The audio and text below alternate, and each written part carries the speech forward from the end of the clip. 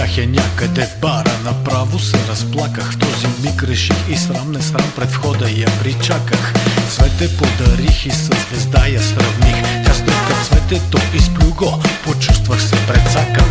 Стана малко тъпо, питам, що за простотия. Тя изблея нещо рязко, а не на мене тия. После врътна се изчезна някъде в тъмнината. Аз не знам защо в този момент почувствах се прецакан.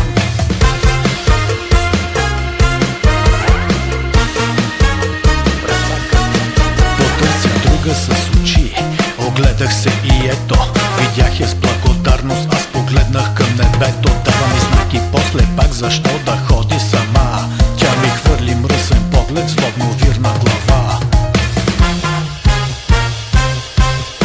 А перуката и падна и какво видях не казвам, но не знам защо в този момент почувствах се прецакан. А не знаех, не очаквах, че това ще бъде грешка, като вирна глава.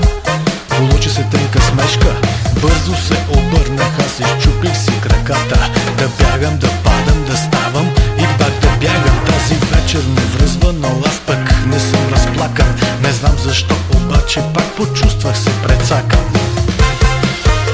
Почувствах се прецакан.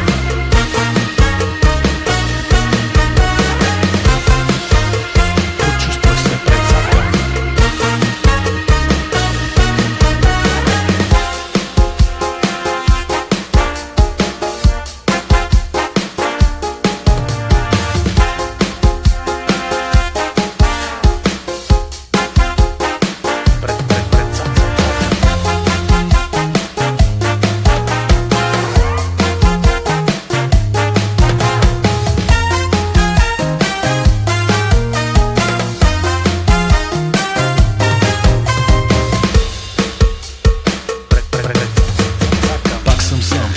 Ако искаш, вярвай, човече.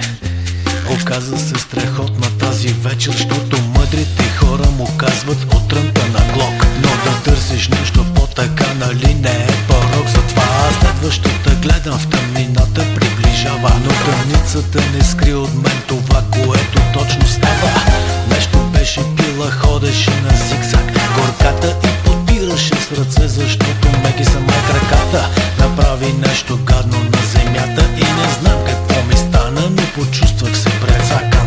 За следващата струва ли си даже да разправям, защото сетя ли се за нея, започвам направо да се задавям. Да изгони вампира от мен, явно бе решила, и с повечко чесън тази вечер беше прекалила.